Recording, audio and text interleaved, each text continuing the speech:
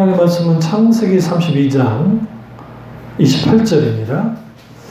하나님의 말씀은 창세기 32장 28절입니다. 그가 이르되 내 이름을 다시는 야곱이라 부를 것이 아니요 이스라엘이라 부를 것이니 이는 내가 하나님과 및 사람들과 겨루어 이겼음이니라. 아멘. 말씀 제목은 지시는 하나님이라는 제목으로 말씀 나누도록 하겠습니다. 지시는 하나님이라는 제목으로 말씀 나누겠습니다. 여기서 지시는 하나님이라는 것은 진다는 뜻이에요. 하나님이 진다. 누구에게? 사람에게. 이 말씀을 나누도록 하겠습니다. 구약의 탕자 하면 야곱이고요. 신약의 탕자 하면 예수님이 탕자 비유에 나오는 탕자. 그래서 우리가 그 신약에서 누가복음 15장에 나와 있는 탕자의 비유 속에 이 탕자는 허랑방탕하고 돌아오잖아요. 자기 마음대로 살다가 그 모습과 그 야곱의 모습이 비슷합니다. 왜 그러냐면 야곱이 20년 동안 하나님 없는 삶을 삽니다. 사실상 왜냐하면 하나님이 그를 지키시고 하나님이 그를 보호하시고 인도하시긴 했지만 그의 삶을 들여다보면 라헬이라고 하는 여자에 푹 빠져가지고 거기에 그렇게 살고 그 다음에는 재물 모으는 재매에 살고 그 다음에 사실상 우리가 잘 알듯이 야곱에게 있어서 신앙의 모습은 거의 드러나지 않습니다. 이런 말 하죠. 야곱이 내가 삼촌을 위해서 얼마나 내가 고생한 줄 아세요? 이런 고생 저런 고생 했잖아요. 라는 내용만 있지 사실상 아버지 집을 떠난 야곱, 그것도 형 속이고 아버지 속이고 도망쳤던 야곱이나 아버지를 죽은 자같이 취급했던 탕자의 비유의 탕자나 똑같다는 거예요. 그래서 여기서 중요한 게 하나님이 진다는 거예요. 지셨다. 오늘 이 말씀을 우리가 그 야곱이 하나님과 겨루어 이겼다라는 데 초점 맞추면 안 되고 여기서 한 가지 초점을 어떻게 맞추면 왜 하나님은 야곱에게 져주셨는가에 우리 초점 맞출 필요가 있어요. 왜 하나님은 인간에게 지는가? 혹은 야곱에게 졌는가? 여기에서 세상 종교와 하나님의 차이가 극명하게 달라져요. 그러니까 여러분은 모든 세상 종교를 들여다보시면 모든 신은 위대합니다. 그들은 위대한 신을 자랑을 해요. 그리고 그 위대한 신이 구원해 줄 거야. 위대한 신이 복을 줄 거야. 위대한 신이 좋은 곳에 내세에 좋은 곳으로 들어가게 해줄 거야 라고 합니다. 그런데 성경에서 나온 하나님, 특별히 구약이든 신약이든 그 하나님이 찾아오십니다. 그리고 그 하나님은 분명히 천지 만물을 창조하시고 전지전능하시고 우리가 상상할 수 없는 크고 광대하신 하나님이시지만 근데 그 하나님이 인간 앞에 서면 왠지 작아지세요. 왜 그런 것인가? 인간이 위대해서 그런 것인가? 그렇지 않습니다. 인간이 그럴 만한 가치가 있어서 그렇습니까? 그렇지 않습니다. 그렇다 한다면 왜 하나님이 인간에게 줘주시는 것인가? 그것은 하나님이 인간을 창조하실 때 인간을 창조하신 목적은 가족으로 창조하신 거예요. 가족. 이거를 성경의 용어로 말하면 권속이라는 표현을 씁니다. 너희는 주의 권속이요. 권속이라는 것은 주님의 가족이라는 뜻입니다. 그러니까 우리는 하나님의 가족으로 창조됐습니다. 그래서 아담과 하와는 하나님의 자녀예요. 여기 계신 분처럼 배 아파서 난 자식은 아니에요. 그러나 하나님이 창조하셨어요. 그분의 신성의 능력으로 사랑의 교제 가운데 주님이 아담과 하와를 성인으로 창조하셨습니다. 그리고 그 하나님은 너희는 나의 가족이야. 이 표현을 두 가지 표현해요. 첫째, 너는 동반자야. 너희들 나와 동반자가 될 거야. 두 번째는 너희는 가족으로서 나와 대등한 존재야. 여러분, 가족으로서의 대등하다는 의미가 굉장히 중요해요. 여러분의 자녀들이 밥을 먹는데 어머님 밥 한 술 더 먹어도 되겠사옵나이까 하지 않아요. 엄마 밥 줘요. 지들이 언제 밥 맡겨놨어요? 엄마 밥 줘. 배고파. 밥 줘. 그러면 엄마가 그래 쳐 드세요 한다고요. 그런데 네가 언제 나한테 쌀 맡겨놨습니까? 그러진 않는다는 거죠. 그런 것처럼 하나님은 우리의 아버지 되시고, 그래서 우리가 사도신경이나 그 다음에 주기도문이 왜 중요하냐면, 하늘에 계신 우리 아버지여 이름이 거룩히 여김을 받으시오며, 하나님 그분이 하늘에 계시는데 그 크고 광대하신 하나님이 우리의 아버지이십니다. 전지전능하사 천지를 창조하신 하나님 아버지를 내가 믿사오며, 전지전능하신 하나님을 내가 믿습니다. 그 외아들 우리 주 예수 그리스도를 우리를 위해 보내신 것도 믿습니다. 성령으로 인도하셨고 곤디오 빌라도에게 고난을 받으셨고 십자가 못 박혀 죽으시기를 내가 믿습니다. 그래도 라고 하는, 그러면 오늘 지시는 하나님을 이해하려면 우리와 관계를 맺는 하나님을 이해해야 돼요. 그래서 카톨릭, 이제 다음에 제가 이 설교를 하겠지만 사제이신데 1971년인가 그때 쓴 책 중에 하나가 있는데, 그게 뭐냐면 인간에게 비시는 하나님이라는 책이 있습니다. 인간에게 비는 거예요. 이 책이 아주 역설적인 책입니다. 아마 이 책의 영향에 의해서 팀 켈러 목사님의 탐구 하나님의 책이 나왔는지도 몰라요. 그리고 C.S. 루이스가 그 거의 비슷한 시기에, 그 시기에 썼던 책 중에 하나가 뭐냐면 그 피고석에 앉은 하나님. 그러니까 인간이 재판관이고 하나님은 피고석에 앉아 있어요. 그리고 인간이 하나님을 향해서 땅땅땅 판결을 내리는 어처구니 없는 상황, 이 부분에 대하여 C.S. 루이스가 잘 다루고 있고, 그리고 카톨릭 사제였던 그분도 이제 인간에게 비시는 하나님. 그분의 요즘에 이거예요. 많은 사람들이 기도하면서 신을 움직이려 한다. 카톨릭 사제가 이런 글을 썼다고 했는데 생각도 못했어요. 박영수 목사님의 아티클을 읽다가, 글을 읽다가 그 내용이 나오더라고. 근데 그 저자가 누구란 말은 안 나왔어요. 그래서 급하게 포털에서 한번 검색을 해보니까 그 책은 절판돼서 나오지는 않는데, 근데 내용을 쭉 들여다보니 그런 내용이에요. 그러니까 이 하나님 그분이 왜 져셨는가, 지셨는가, 여기에서 극명한 이 차이를 갖고 있어요. 어떤 차이를 갖고 있냐면, 야곱이 하나님과 겨루는 이 장면, 야복강의 이 사건을 이제 소위 기도의 사건으로 이해해버리면, 이건 아주 야곱의 입장에서는 대단한 사건이 되어져요. 그러니까 정말 기도를 열심히 했다는 사건으로서 갑니다. 그러니까 대부분은 이런 식으로 해석을 해요. 그러나 성경은 그대로 읽어나가야 되니까 그 문맥 그대로 쭉 읽어나가다 보면 이 사건이 만약에 기도의 사건으로서 그가 진짜 그런 식으로 되어졌다 한다면 33장에 나타나는 야곱은 좀 달라야 돼요. 그러니까 뭔가 바뀌었으면, 근데 바뀌지 않습니다. 이게 문제인 겁니다. 그러니까 분명히 이름은 이스라엘이 됐는데 하나님과 겨루어 이겼다. 이거는 야곱에게 하나님이 주신 이름이에요.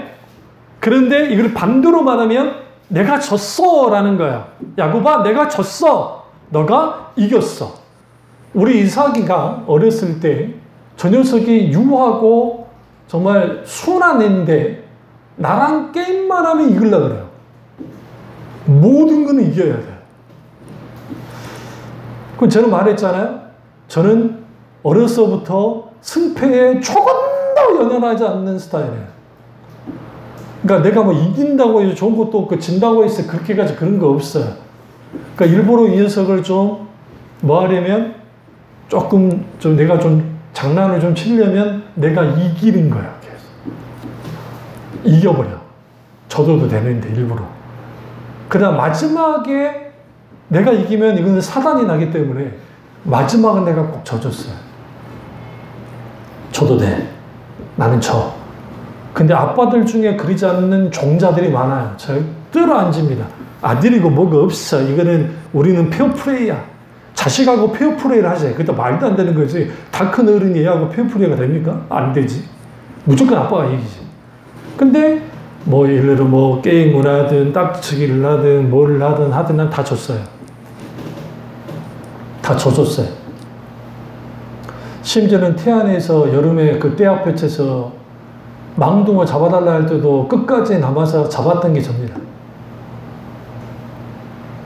나머지 가족들은 카페에 들어가서 있고 그놈 따라서 집에 와서 튀김 먹으려 했더니 튀김 먹을 수도 없는, 죽고 난 다음에 쿨한 녀석을 보고 내가 뭐 하려고 잡아줬던가.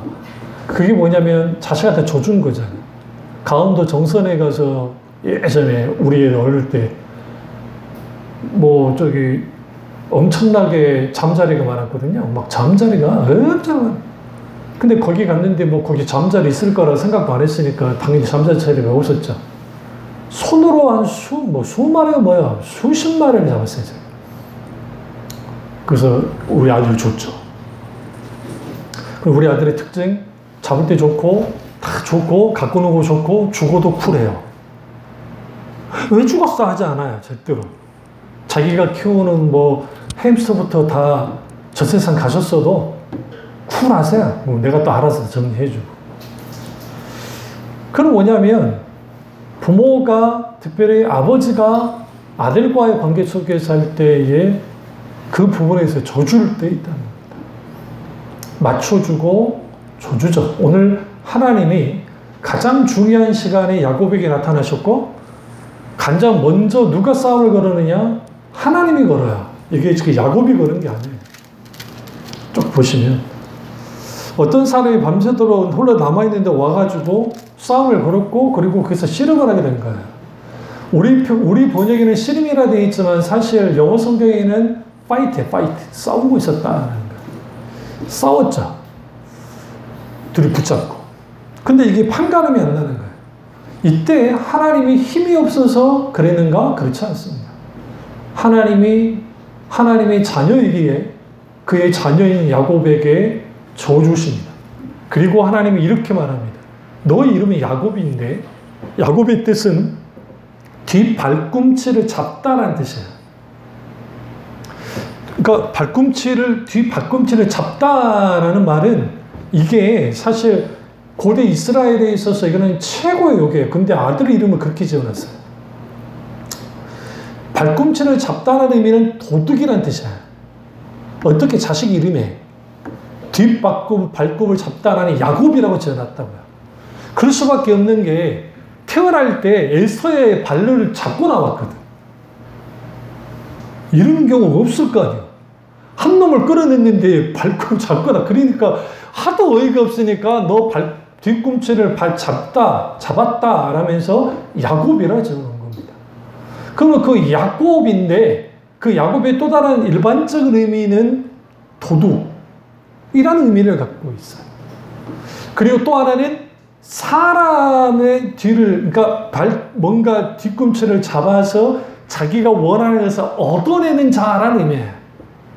그의 이름에 맞게 똑같이 아버지, 형 발꿈치를 잡고 삼촌 뒤꿈치를 잡는 그런 일을 감행하고 야복강까지 온 거예요. 그리고 하나님과 만납니다. 그러면서 하나님이 이렇게 말한 건 이제 더 이상 이스라엘이라 라는 의미 속에서 너는 하나님과 겨루어 이겼고 더 이상 다른 사람의 발 뒤꿈치를 잡을 필요가 없어. 더 이상 사기꾼으로 살지 마 라고 하는 거예요. 이게 오늘날 우리에게 왜 중요하냐면 우리가 살아가면서 사람마다 기질이라는 게 있습니다. 우리 자식들도 기질이라는 게 있습니다. 애들마다 성격이 달라요. 우리 아들과 우리 딸 완전히 성격이 다릅니다. 그리고 우리 광주에 있는 우리 조카 녀석들도 둘이 완전 성격이 다릅니다. 그러니까 거기에 성격 다르죠? 기질 다르죠? 그 다음에 여러 가지 라이프 스타일 다 달라요. 근데 중요한 거는 뭐냐면 다른데 부모가 지켜보죠. 들여다보죠. 그러면서 거기에 맞춥니다. 맞추어 주는 거예요. 이런 부모가 있어요. 너는 자식인데 너희들은 나한테 맞춰야 돼 라는 부모가 있어요. 실제로 그런 부모 많습니다. 그러니까 사회적으로 좀 성공을 했다거나 뭔가 자수성가한 사람들 자식들한테 너희들은 따라와, 잡범하고 따라와, 내가 시키는 대로 해, 너희들이 뭘 알아, 이렇게 해. 응? 아니면 또 아이들을 키울 때 좀 뭔가 권위주의적이고 강압적으로 이거 공부해라 했지? 너 이거 집에 오면 발 닦아야지. 이거 제대로 놔둬야지. 뭐 하는 거니? 하면서 막 할 수 있어요. 저희 집에도 화장실 딱 가면 거기에 이제 세면대를 보면 가간도 아닙니다. 무슨 말이냐면 부시에 신방 가면 가장 먼저 어디를 보면 알 수 있냐면 안방가 대충 치운 거는 내가 다 알니까 무조건 세면대를 들여다보면 알 수 있어요. 첫째, 물때가 있나 없나. 절대로 여러분 치우면서 물때 청소 잘 안 합니다.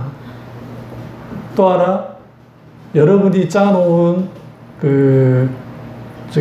치약 가운데부터 짠 종자들, 아주 앞에까지 짠 종자들, 뒤에서부터 차근차근 짠 종자들 달라요. 우리는 다 가운데 다 짜요. 저만 밑에서 위에 또 올려갖고 짜요. 해놓고. 또 하나, 칫솔 아주 온 천지에다가 내고 던져놓습니다. 응? 끼는 거 있는데. 제가 아침에 일어나서 세수를 하면 가장 먼저 하는 게 지난밤에 양치를 하고 던져놓은 칫솔로부터 딱딱딱 정리를 하고 그 다음에 여러분 물컵 그거 던져놓잖아요. 그거 씻어가지고 걸어놓습니다. 그게 이제 성격이에요. 기질이요. 안 했다고 잘못했다는 게 아니에요. 우리 종자는 그걸 보면 언짢아. 그렇다고 해서 제가 우리 애들한테 야 이렇게 짜지 말라 했지. 야 이거 걸어놔라 했지 말 안 해요. 장가 가서 붙어 그냥 너희들끼리. 시집 가서 붙어. 너희들이 알아서 교통정리해. 네? 그러니까 제가 뭐냐면 최대한 그러니까 이번에 우리 어머니가 내 전화를 피하는 이유가 하도 잔소리를 해서 하니까. 밥 잡쌌어? 사명을 알고 드셔. 안 죽으려고 먹는다. 늘 그 말 하니까. 그럼 나는 사명으로서 잡숴. 같은 말만 반복하라니까 이제 질려버린 거야. 전화하면 저는 안 받으려고 그래. 응, 빨리 끊자, 끊어. 계속.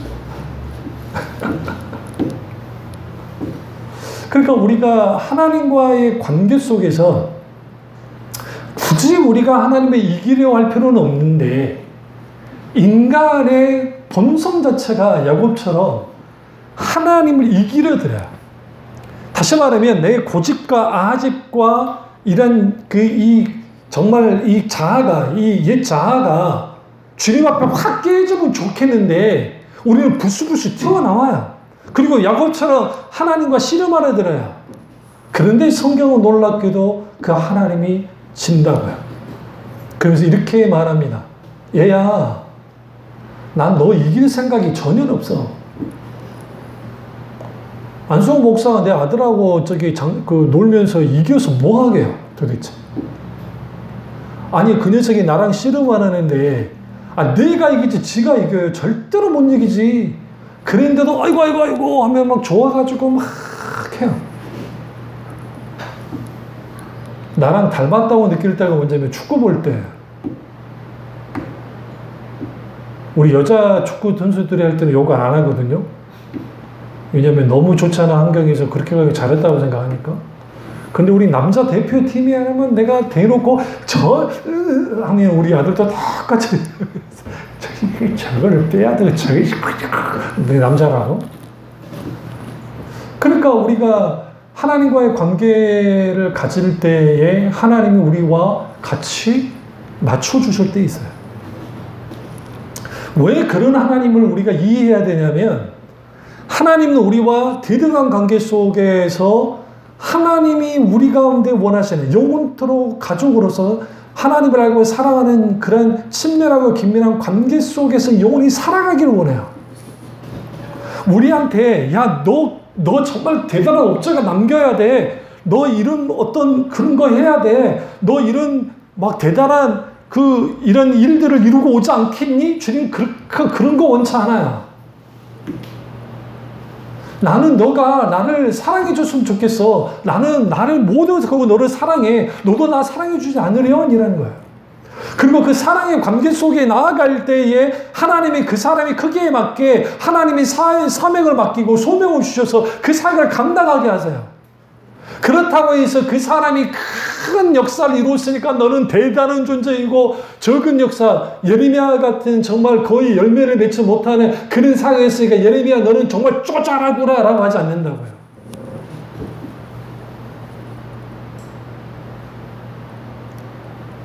하나님의 눈물을 생각할 때 예수님이 아벨부터 사가랴의 피까지에 대한 말씀하시면서 결국은 이 하나님을 울렸던 사람들이 있어요. 하나님을 울렸던 사람들이 누구냐면 주님 때문에 죽은 사람들이에요. 최초의 순교자가 누구냐? 아벨입니다. 성경에서는 아벨이라고 말합니다. 그것도 예배 때문에 죽었습니다. 제사들이. 그것도 흉하게 죽었습니다. 그럼 우리 이렇게 생각해요. 야, 너무 허망하다. 첫 어린 양을 주님께 드렸는데 기쁘게 영광 받으셨던 하나님. 그런데 결과는 죽은 거였어요. 거기에 하나님이 무슨 생각을 하셨을까요? 나 때문에 죽었구나. 눈물 안 흘리셨을까요? 흘리시죠. 근데 되게 중요한 게 있어요. 우리가 다 아벨 같으면 좋은데 우리는 아벨 같기보다는 우리는 가인 같아요. 가인의 태도를 보세요. 오늘 야곱과 비슷해요. 내가 동생 지킨 자입니까? 지금 죽이고 왔어요. 굉장히 중요해요. 지금 좀 전에 내가 동생 죽이고 왔어요. 근데 내가 죽인 자입니까? 여러분, 살인범들과 관련돼서 이제 기자들 인터뷰나 막 들어보시면 말도 안 되는 인간들 있잖아요.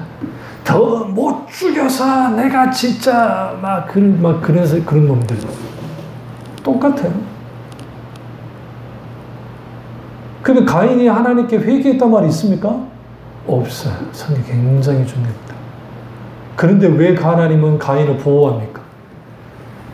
여기에서 우리가 한 가지 깨달을 게 있어요. 뭘 깨달으냐면 하나님은 하나님을 잘 믿는 사람이나 하나님을 잘 믿지 않는, 아직 믿지 않는 자들에게도 동일한 사랑을 보내요. 우리는 이걸 착각을 해요. 안 그럴 거라고. 하나님은 창조주이기 때문에 창조주이신 하나님은 인간을 창조하신 하나님은 인간에 대한 책임을 갖고 있어요. 그러니까 그분이 책임지려 해요. 그래서 하나님을 대적하는 자들을 향해서라도 끝까지 그가 회개하고 돌이키고 주님께로 오기까지 기다려주세요. 그게 지시는 하나님의 특징이에요. 세상 종교와 하나님의 차이가 여기에 있어요. 그러니까 고라의 후손들을 주님이 멸절을 시킬 수 있었음에도 불구하고 고라당들을 불로 싹으려 하긴 했지만 그 당사자들만 했지 그 자녀들까지 몰살은 안 시켰다고요. 우리가 구약의 하나님을 잘못 이해하는 게 만약에 율법의 기준으로 했다 한다면 4대까지 다 죽여야 돼요. 주님이. 근데 4대까지 죽이지 않았다고요. 그들과 관계된 사람들만 죽였어요. 그리고 낙인이 찍혔죠. 고라의 반역한 후손들. 그런데 하나님은 절대로 그 자손들을 향해서 너희는 반역한 후손이라고 한 적이 없어요. 또 하나 볼까요? 아브라함이 갈대아우르에 들어오고 이 땅을 너에게 줄 거야 라고 말합니다. 그런데 주님이 이 말을 해요. 아직 가나안 땅에 살고 있는 사람들의 죄가 내게 상달되지 않았다. 그래서 400년 후에 이 땅을 차지하게 될 것이다 라고 주님 말씀하십니다. 이때 그 땅을 찾아온 사람들이 가나안인데 이 가나안이 누굽니까? 함의 막내 아들이에요. 함의 막내 아들이 차지한 땅이 가나안 땅이에요. 그러면 저주를 누가 받았습니까? 성경 보시면 셈함 야벳이 있는데 아버지가 포도주 발효된 걸 가지고 마셔가지고 술 취해가지고 벌거벗고 대자로 누워 있었단 말이에요. 그런데 아들이 이제 문 안에서 들려고 세 명이 들어가는데 딱 보니까 아버지가 그러고 있네. 그러니까 셈과 야벳은 뒤돌아서 가서 아버지 옷을 벗어가지고 아버지 거기를 가려드리고 그리고 나왔어요. 근데 함이 밖으로 나와가지고 얼러리 껄러리 우리 아버지 미쳤대요 뭐 했다고 벌거벗고 있었다는 말을 했단 말이에요. 이게 누구의 귀에 들어갔어요? 노아의 귀에 들어갔단 말이에요. 노아의 귀에 들어간 노아가 화가 나가지고 이제 권위에 대한 도전 행위예요. 그게 우리 생각에는 철없는 함 행동이라 생각하면 안 돼요. 이 권위에 대한 도전 행동이었기 때문에 그가 주님의 이름으로 함 족속 전체가 저주를 받는 게 아니고 이거는 잘못 해석한 거고 가나안이 저주를 받으리라. 그래서 함의 막내 아들인 근데 이 막내 아들을 함이 가장 사랑했어요. 성경 보시면 가장 사랑하는 막내 아들 가나안이 저주를 받습니다. 그리고 그 저주받은 상태로 그 저주가 즉각 임한 게 아니고 세월이 흘러가요. 그리고 그 함의 족속들, 가나안 족속들이 7족속으로, 가나안 땅의 7족속으로 자리를 차지하고 있고, 그리고 그들이 뭐하기까지, 그들의 죄가 차기까지 기다리고, 그리고 마땅히 이스라엘이 가서 그 땅을 차지하는 겁니다. 뭐하면서? 가나안 7족속을 멸절을 시키면서. 그 조주가 언제 성취돼요? 마지막 다윗 때 성취돼요, 사실은. 완전한 성취는. 물론 기본 족속이 거기에 있었기 때문에 그렇게 합니다만. 근데 이제 우리가 여기서 분명히 볼 것은 뭐냐면 하나님은 하나님을 대적하는 자, 하나님께 그렇게 하는 자들을 향해서도 주님은 길이 참으시고 그리고 주님이 져주시기도 한다. 왜? 그렇게 해서라도 구원하려고. 그 사건이 십자가의 사건이에요.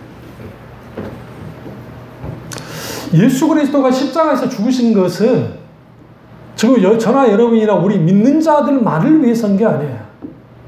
모든 인류를 위해서 죽으신 거예요.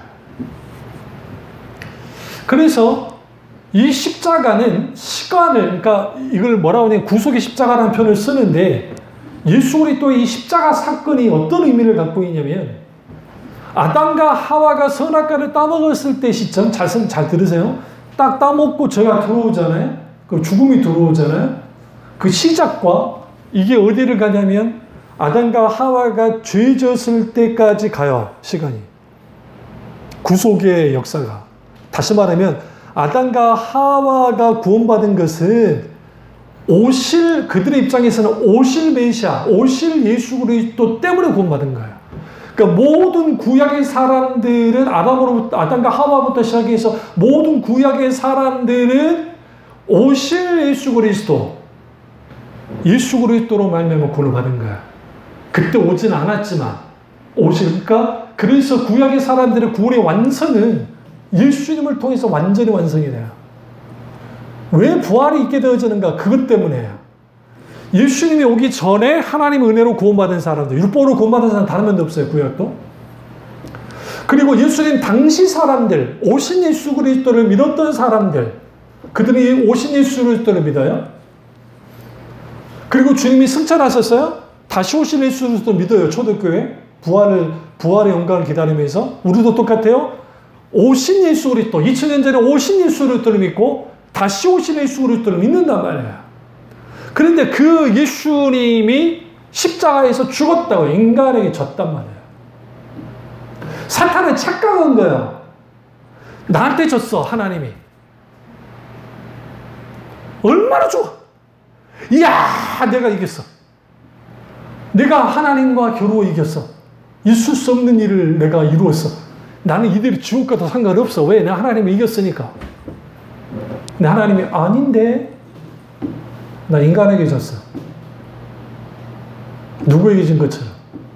야곱에게 져주신 것처럼. 하나님과 겨루어 이겼다. 이 사건이 십자가와 연결이 돼요. 그래서 기꺼이 하나님은 인간에게 져주신다.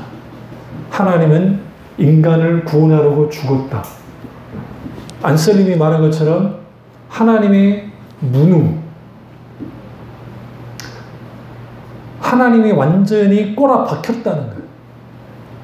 근데 어떻게 그 꼬라박히신 하나님이, 어떻게 문우각이 짝이 없게 느껴졌던 그 하나님 인간을 구원했는가? 이게 신비다. 그게 십자가의 신비다.